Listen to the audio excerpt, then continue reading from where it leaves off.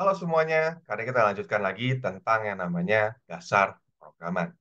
Nah, kali ini kita akan bahas yang namanya modul program lagi. Cuman memang lebih advance. Jadi review dulu, modul program ini adalah sekelompok instruksi yang sering dipakai. Karena sering dipakai, maka biasanya dia dikemas dan sering dipanggil. Biasanya, modul program ini terpisah dari program utama dan dia kayak punya dunia sendiri. Jadi tidak bisa diganggu gugat. Nah, di sesi sebelumnya, kita membahas modul program menggunakan variabel global. Ada kekurangan dari variabel global itu, sehingga sebenarnya jarang dipakai. Kalau kita lihat di kode-kode yang ada di industri, itu jarang sekali mereka menggunakan variabel global. Kenapa? Karena tidak dapat menciptakan modul program yang benar-benar lepas dari program utama. Program utama dan modul programnya harus sepakat nama variabel globalnya apa. Bayangkan kalau misalnya kita punya 100 modul program, berarti ada 100 kesepakatan antara modul program dan program utama. Lalu nama variabel mereka juga harusnya tidak boleh bentrok, kan itu pusing, ya. Nah, di sini kita bisa hindari dengan parameter dan kembalian modul program. Kenapa kemarin diajarinya pakai modul program dengan variabel global? Ya tentu saja untuk memahami konsepnya dulu dari modul program tersebut. Sudah mengerti, baru kita lanjut ke parameter dan kembalian. Kalau analogi nih, analogi modul program sebagai resep masakan, maka parameter itu adalah kebutuhannya. Dia butuh apa sih untuk membuat masakan tersebut? Tentu karena bahan biasanya bisa lebih dari satu. Ya kadang ada juga ya yang nggak pakai bahan, itu juga boleh ya. Misalkan kita hanya untuk menampilkan sebuah nilai atau menampilkan nama depan, ya itu nggak usah pakai nama variabel, parameter juga boleh gitu ya. Kalau misalkan namanya misalkan di input di dalam modul program tersebut. Nah, berikutnya ada juga yang namanya kembalian atau hasilnya dari modul program itu. Biasanya hasil ini satu atau tidak sama sekali. Memang, kalau di Python ada kemungkinan untuk mengembalikan dua atau lebih nilai sekaligus. Disebutnya dengan tuple, tapi tidak umum di bahasa pemrograman yang lain, terutama yang strongly typed seperti Java dan C Sharp. Nah, ini coba kita lihat yang sesi sebelumnya kita bahas, code reuse dengan variabel global. Kita lihat ada kesepakatan ya antara modul programnya dan program utama, yaitu P adalah variabel global untuk modul program tersebut.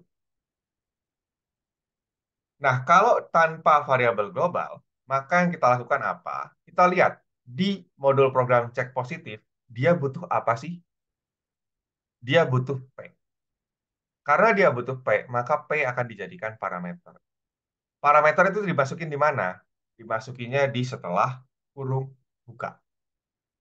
Dan kita jelaskan di situ, oh ini kamus lokal, dia adalah tipenya integer. Artinya sekarang kita bilang cek positif itu selalu membutuhkan sebuah nilai integer. Nah, nanti di program utama, setiap kali cek positif mau dipanggil, maka dia akan minta sebuah integer. Kalau enggak, dia error. Makanya di sini kita kasih nih, ketika cek positif pertama kali dipanggil, kita masukin A. Kedua dipanggil, kita masukin B. Dan yang ketiga dipanggil, kita masukin C. Gitu ya. Nah, ini studi kasus top down juga yang sesi sebelumnya kita sempat bahas. Kurang lebih kan flow-nya seperti ini ya. Kita punya salam pembuka, masukkan dan validasi, hitung luas, lalu ada yang namanya keluaran. Nah, sekarang kita lihat ini yang versi sesi sebelumnya, pakai variabel global. Kebetulan, salam pembuka tidak membutuhkan variabel sama sekali. Berarti, dia juga tidak ada kebutuhan tentang variabel global. Akibatnya, modul program ini sama aja, mau pakai modul variabel global ataupun tidak. Berikutnya, hitung luas. Nah, di sini kita lihat hitung luas. Kalau untuk menghitung luas perlu apa? Perlu panjang dan lebar. Berarti panjang dan lebar ini menjadi parameternya. Dan hasilnya apa? Hasilnya adalah luas. Perhatikan di sini. Lihat, dia punya panjang dan lebar sebagai parameter, dan dia akan mengembalikan luas. Sekarang keluaran.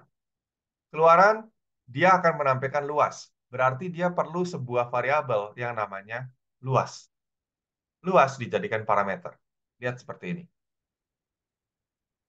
Lalu berikutnya, masukkan dan validasi. Kalau dilihat di sini dengan variabel global, gitu ya, kita sebenarnya akan pakai panjang dan lebarnya. Jadi dia akan memasukkan panjang dan lebar, lalu panjang dan lebar itu akan dipakai di modul program yang lain. Nah, di sini kita bisa, karena dia akan mengembalikan dua buah nilai, yaitu panjang dan lebar, gitu ya, maka kita bisa membuat dia menjadi dua buah modul program yang terpisah. Seperti ini. Jadi yang pertama untuk panjang, dan yang kedua untuk lebar. Perhatikan yang panjang dulu. Yang panjang berarti dia meminta input, lalu panjang tersebut dikembalikan sebagai kembalian dari sebuah modul program. Sama juga dengan yang lebar, gitu ya. Jadi dia akan membalikan lebarnya sebagai kembalian dari modul program.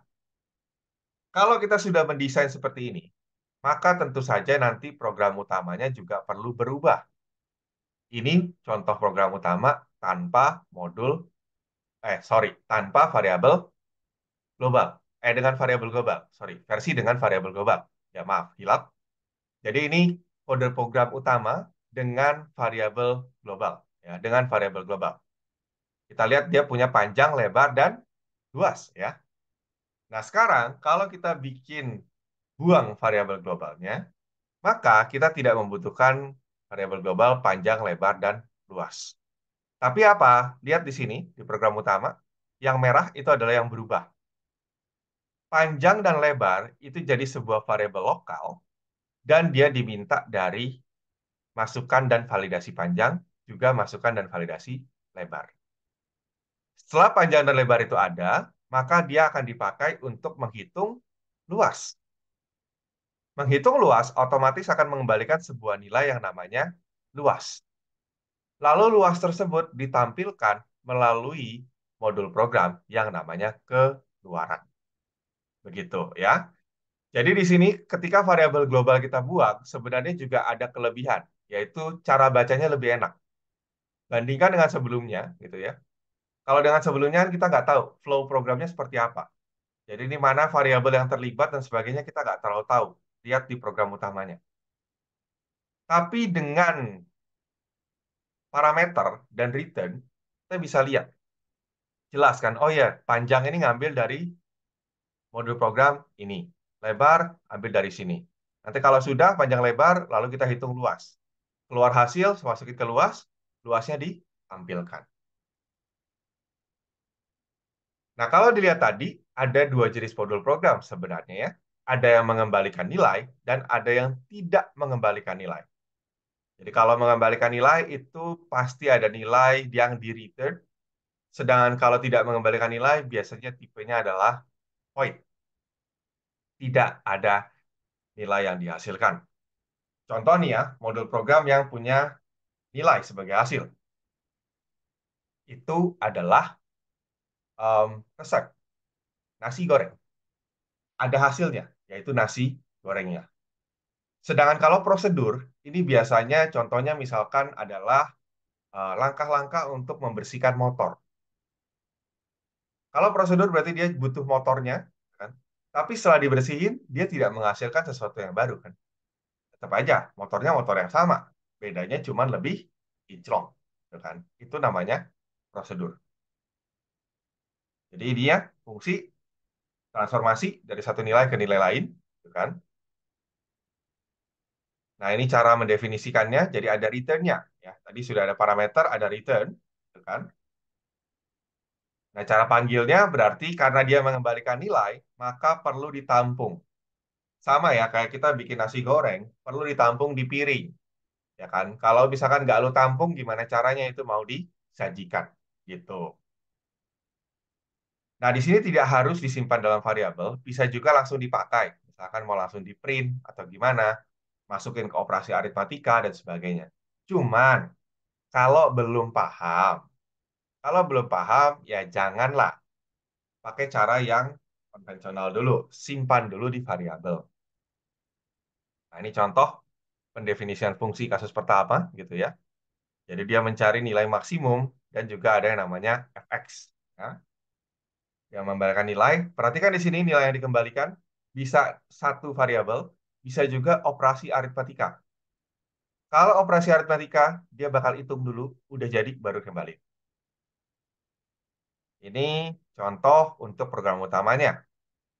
Lihat, dia menghitung max dari X dan Y dikembalikan dalam variabel mm. Lalu untuk menampilkan nilai fx, dia langsung panggil modul program fx-nya. Oke. Nah, ini kasus 2, kita punya nama bulan. Ya. Jadi dia akan menggunakan nama bulannya. Lalu ada juga is AA, gitu kan. Ini apakah dia karakter A gede atau A kecil. Lalu ada juga durasi, gitu kan, untuk menghitung jam, menit, detik ke detiknya. Nah, ini cara panggilnya, lihat di sini. Nah, is AA, lihat, perhatikan is AA ini kan returnnya adalah kondisi sebenarnya kan. Kan kalau dilihat di sini, apakah C itu A kecil atau A besar? Artinya, dia punya kembalian dua, true dan false. Karena true dan false, maka dia bisa dipakai sebagai kondisi. Lihat di sini, if is AA. Lalu berikutnya lagi untuk menghitung durasi. Ya, durasi di sini dia hitung, lalu langsung dipakai untuk ditampilkan. Langsung di print. Nama bulan juga sama ya, langsung di print hasilnya. Oke, seperti itu saja. Terima kasih.